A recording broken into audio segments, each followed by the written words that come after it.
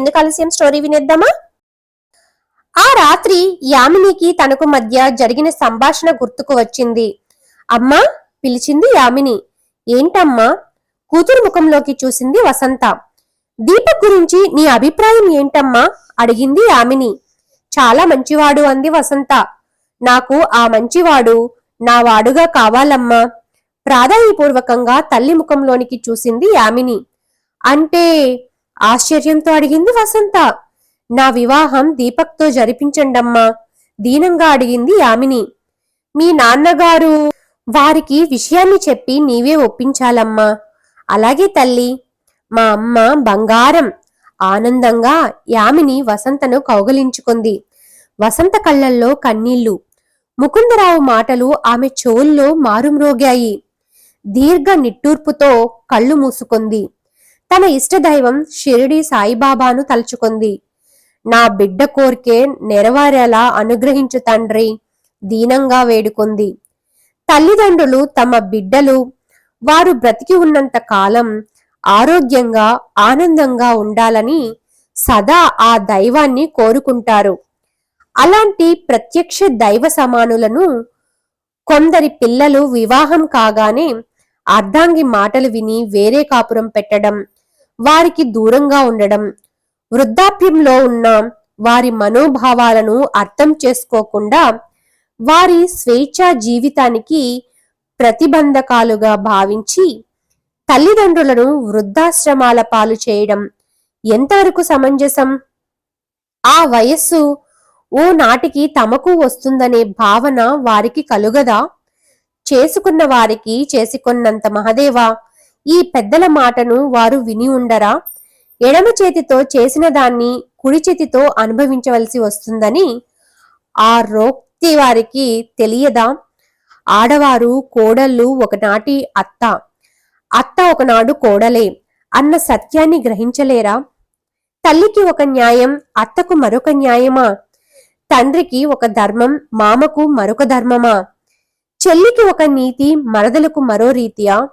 స్వార్థం, అహంకారం రెండు నేత్రాలుగా శరీరంలో ఇమిడిపోతే ధర్మాధర్మాలు, నీతి న్యాయాలు తన వారికి ఒకటిగా, పరాయి వారికి వేరుగా అనిపిస్తాయి. విచక్షణ జ్ఞానాన్ని చంపి తప్పులను చేయిస్తాయి. సాయంత్రం 4 గంటలకు యామిని, దీపక్లు శిల్పారామం చేరారు. చెట్టాపట్టలు వేసుకుని ఆ ప్రేమికులు ఆ ప్రాంతాన్నంతా తిరిగి చూశారు. 5:30 ప్రాంతంలో ఓ మూల ఏకాంత స్థలంలో కూర్చున్నారు. దీపక్, మన పెళ్లి ఎప్పుడు అడిగింది యామిని. మా అన్నయ్య భాస్కర్ వివాహం అయిన తరువాత దీపక్ జవాబు. ఆయన గారి పెండ్లి ఎప్పుడు? త్వరలో వస్తున్నాడు. నాన్నగారు సంబంధాలు చూశారు. అన్నయ్య రాగానే అతని పెండ్లికి నిశ్చితార్థం జరుగుతుంది. ఒకవేళ మీ అన్నయ్య నీలా అమెరికాలో ఎవరినో లవ్ చేసి ఉంటే, మీ అన్నయ్య గారి ప్రపోజల్ ని కాదంటే? మా అన్నయ్య చాలా మంచివాడు, అలాంటి పనివాడు చేయడు. మరి తమరు చేశారుగా? నీవేగా నన్ను ముగ్గులోకి దించావు అంటే తమరికి ఏమీ తెలియదా? అలా అని నేను చెప్పలేదే. నేను నిన్ను ముగ్గులోనికి దించానన్నావు. చప్పట్ల నుంచి శబ్దం రావాలంటే 2 చేతులు కలవాలిగా నవ్వాడు దీపక్. దీపక్, ఒకవేళ నేను చచ్చిపోతే నీవేమైపోతావు? మెల్లగా అతని ముఖంలోనికి చూస్తూ అడిగింది యామిని. నేను చచ్చిపోతాను నవ్వుతూ చెప్పాడు దీపక్. దీపక్, నీవు నన్ను అంతగా ప్రేమిస్తున్నావా? నేను లేకపోతే బ్రతకలేవా? నో, నీవు లేకపోతే నాకు భవిష్యత్తు, జీవితం రెండూ లేవు విచారంగా చెప్పాడు దీపక్. మన పెళ్లికి మా నాన్న అభ్యంతరం చెబితే మనం ఎవరినీ లెక్క చేయకుండా రిజిస్టర్ మ్యారేజీ చేసుకుందాం.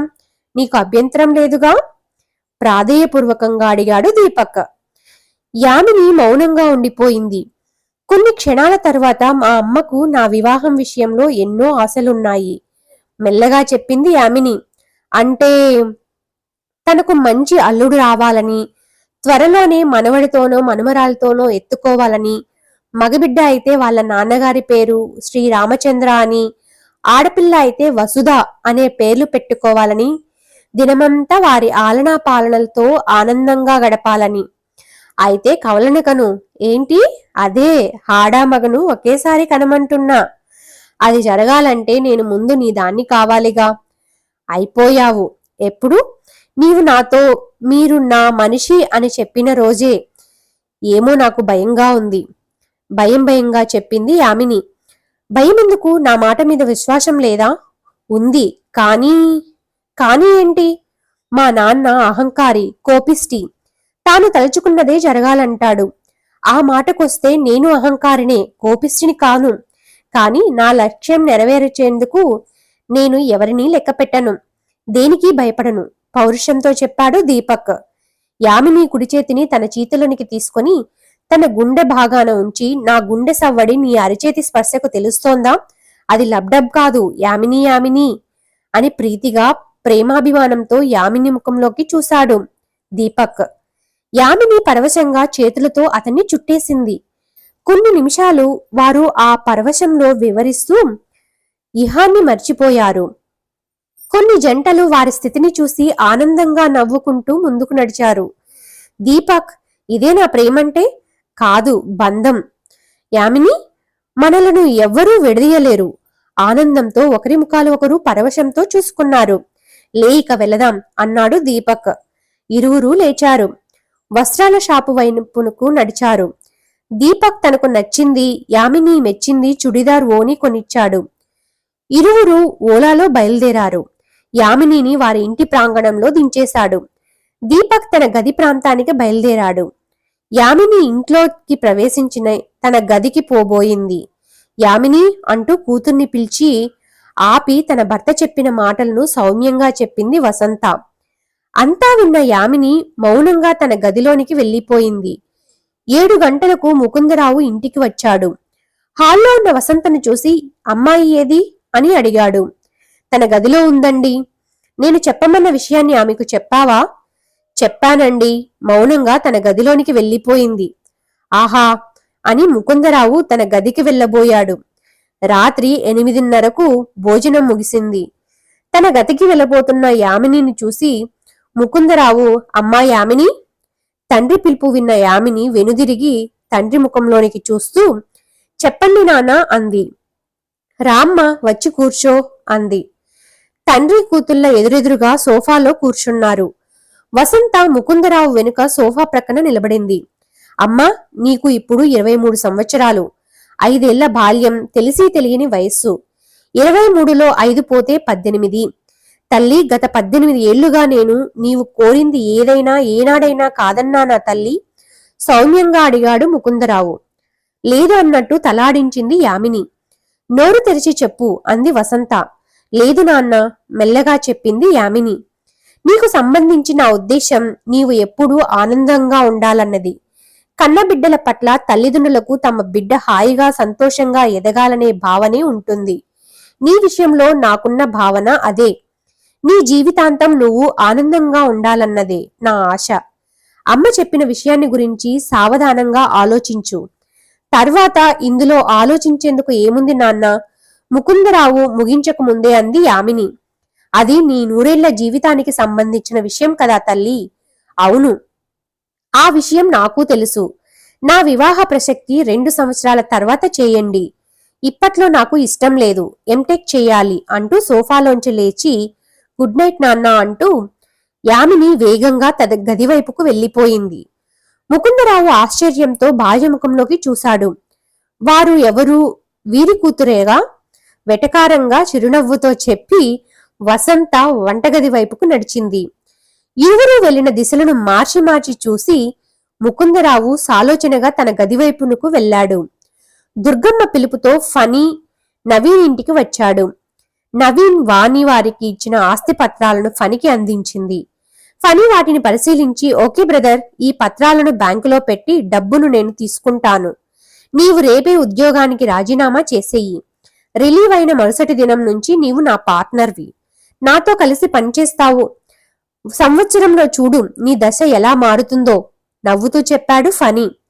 అతన్నే పరీక్షగా చూస్తున్న వాణికి అనుమానం. ఏదో మోసం జరగబోతూ ఉందనే భావన మనసునకు కదిలింది. పత్రాలు తీసుకుని ఫణి అర్జెంట్ పని ఉందని దుర్గమ్మకు వినయ్కు చెప్పి వెళ్లిపోయాడు. ఆ రాత్రి నవీన్ పడక గదిలోకి వచ్చి, ఏమండి? చెప్పు వాణి, మీరు రేపు ఉద్యోగానికి రాజీనామా చేస్తారా అవును, ఫణి చెప్పాడుగా. మీరు ఏమీ అనుకోనంటే నేనొక మాట చెప్పనా? చెప్పు, ఏమీ అనుకోను. నీ సందేహం ఏమిటో దాన్ని తీరుస్తా. రాజీనామాకు బదులు ఓ 2-3 నెలలు లీవ్ పెట్టొచ్చుగా. అంటే నీకు ఫణి మాట మీద నమ్మకం లేదా? వాణి వెంటనే జవాబు చెప్పలేకపోయింది. తన ఆలోచనలో తాను మౌనంగా ఉండిపోయింది.